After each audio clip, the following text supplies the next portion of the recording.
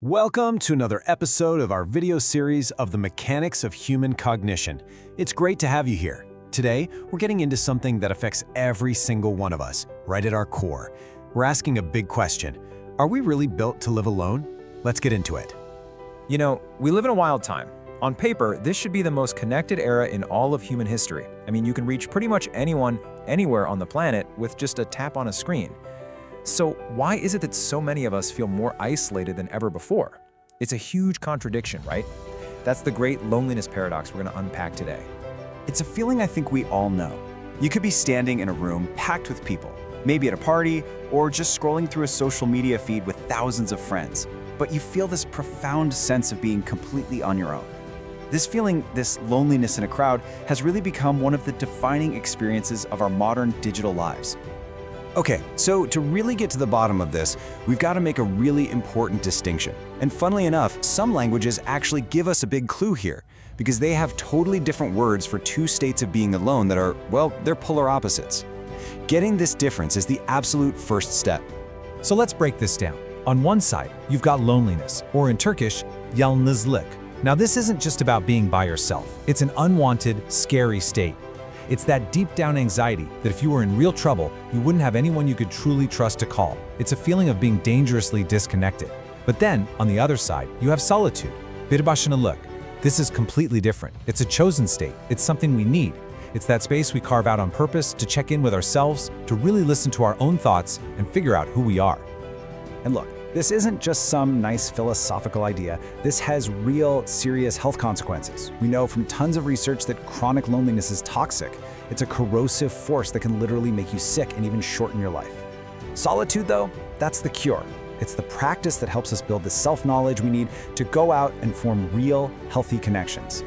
So that begs the question, why does loneliness hit us so hard? What's the big deal? Well, the answer is in our biology. It's written into our, you could call them our factory settings. As a species, our entire survival story is built on one simple, non-negotiable rule. We have to stick together. I mean, just think about early humans out on the savannah for a second.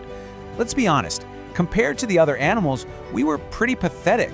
We weren't the strongest, we definitely weren't the fastest, and we didn't have claws or thick hides. We were basically the weak, naked ape. Our one and only superpower was our ability to work together. So the tools that let us survive and eventually thrive weren't fangs or venom. They were social tools. Things like trust, cooperation, having shared goals, and building a community. This stuff isn't optional for us. It's not a luxury. It is hardwired into our brains and our bodies. Being part of a group is just as critical for a human as food and water. If you want a really stark picture of this, think about the movie I Am Legend. Remember Will Smith's character? He has all of New York City to himself. All the food, cars, apartments, everything you could possibly want. But he is totally, completely alone. And what happens? It drives him insane. He starts talking to mannequins because the human brain literally can't handle that level of isolation. It's a perfect example of how a world full of stuff is completely meaningless if there's no one to share it with. And this brings us right back to our modern paradox. We're absolutely surrounded by virtual crowds, but what our ancient brains are screaming for is a real community. And believe me, there is a world of difference between a network of followers and a tribe that actually has your back when things get tough. Just look at how we're spending our social energy these days. For many of us, the biggest slice of the pie goes to these superficial online ties and, casual work acquaintances. And yeah, those connections can be useful, but they don't deliver that deep, trusting bond that we are biologically programmed to need. That little sliver for meaningful connection. That's the stuff that actually feeds our soul, and it's getting smaller and smaller. And here's the real cognitive trap.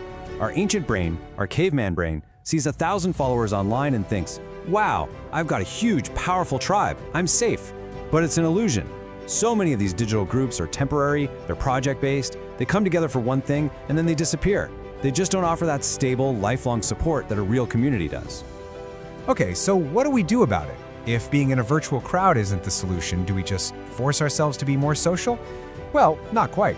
The real path out of loneliness, ironically, begins with intentionally using its healthy opposite, solitude. So here's how that works. First, you have to consciously disconnect from all the constant noise from the outside world. Then, in that quiet, you can do a real, honest audit of yourself. What do I actually need? What are my real goals? That self-reflection leads to step 3, Figuring out your unique contribution.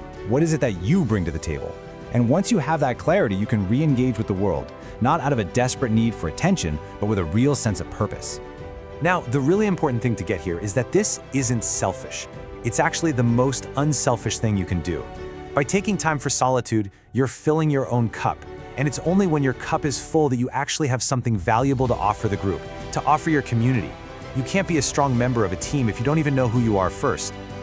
And this all leads us to a final, pretty radical thought. We tend to think of freedom as, breaking away from the group, total independence. But what if real, true freedom is actually found in the strength and purpose that comes from belonging to a community? Let's redefine freedom for a second. The ability to just act on every single impulse, whatever pops into your head. That isn't really human freedom. That's the freedom of an animal, just a slave to its instincts. True human freedom is the ability to control those impulses for a higher purpose, a purpose you often share with your community. It's the self-mastery to contribute to something bigger than just yourself. There's this incredible African proverb that just sums this whole thing up perfectly. To go fast, go alone. To go far, go together. And it's so true, right? Yeah, you can make a quick dash by yourself. You can hit some short-term goals with sheer individual will. But if you want to go far, if you want to build something that lasts, something meaningful, you have to do it with other people. Real long-term progress is always a team sport. So I'll just leave you with this one question to think about. In your life, with your limited time and energy, who are you choosing to go far with? Because that choice, maybe more than any other, is what will ultimately define your journey.